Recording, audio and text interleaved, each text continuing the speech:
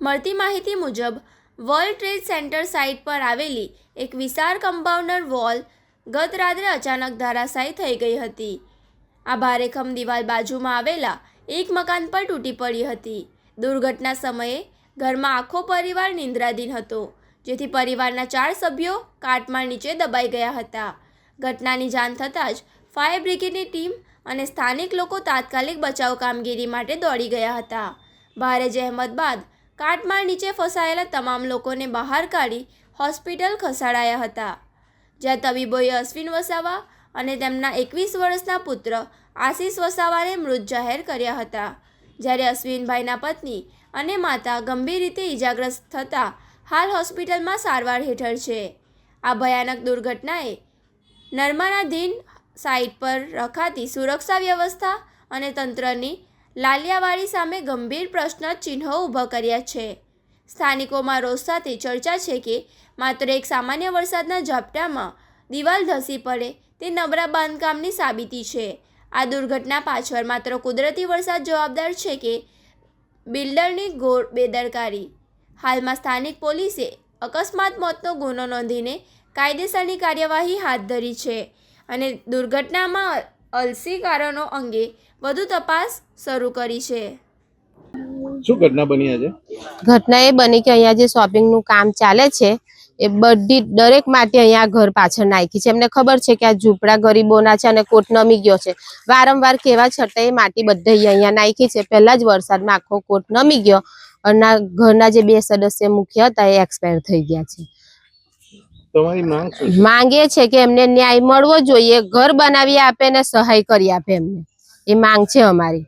ઘરમાં કેટલા વ્યક્તિઓ હતા? એ ઘરમાં 4 વ્યક્તિ હતા, એમાંથી 2 એક્સપાયર થઈ ગયા છે. હવે જે બેન છે એકલા પડી ગયા છે. હા, એની દાદી છે બીજી, બસ થતું નથી. મારું નામ વસાવા કિશનભાઈ પ્રમોદ છે. હું આલીમાતા ડેલ તલાવમાં રહું છું. આજ રોજ અમારા ફળિયામાં એક દુર્ઘટના બની છે. તેમાં એક ઘરના 4 સભ્યો હતા. એમાં 2 જેન્ટ્સ હતા, 2 લેડીઝ હતા. અને જ્યારે એક કોટ હતો, કોટ પડવાના કારણે 2 જેન્ટ્સના મૃત્યુ થયા છે. તાત્કાલિક ફાયર બ્રિગેડની ટીમ દ્વારા એમને બહાર કાઢવામાં આવ્યા હતા. તાત્કાલિક એમને એમ્બ્યુલન્સમાં સિવિલ હોસ્પિટલ લઈ જવામાં આવ્યા હતા. ત્યાં અમને ડૉક્ટર સાહેબે જણાવ્યું હતું કે એમના મૃત્યુ થયા છે. તેમનું નામ અશ્વિનભાઈ છે. એમના છોકરાનું નામ આશિષ છે. ઘટના કેવી રીતે બનીને શાના કારણે બની? એમની ઘટના બની છે, કોટ પડવાના કારણે ઘટના બની છે. શોપિંગનું કામ ચાલે છે. વારંવાર અમે એમને રજૂઆત કરી છે કે તમે માટી ઉપર ના રાખો. કોટ જૂનો હતો અને એ જ જૂના કોટની આજુબાજુ માટી રાખવાના કારણે એ કોટ નમી પડવાના કારણે આજે 2 જણના મૃત્યુ થયા છે. તમારી માંગ શું છે? અમારી માંગ એ છે કે અમને ન્યાય મળવો જોઈએ અને જે કોઈ અધિકારી અમને કામગીરી માટે પરવાનગી આપે છે એમને અમારે કહેવાનો ફરજ એટલું છે કે આજુબાજુ જોઈને જરા કામગીરી કરાવો. અને જે કોઈ બિલ્ડર હોય એમને અમારી કહેવાનો ફરજ છે કે ભાઈ આજે તમને માર્કેટિંગનું ખબર છે કે કેવી રીતને કામગીરી કરવાની હોય, તો જરા તમે ધ્યાન રાખો.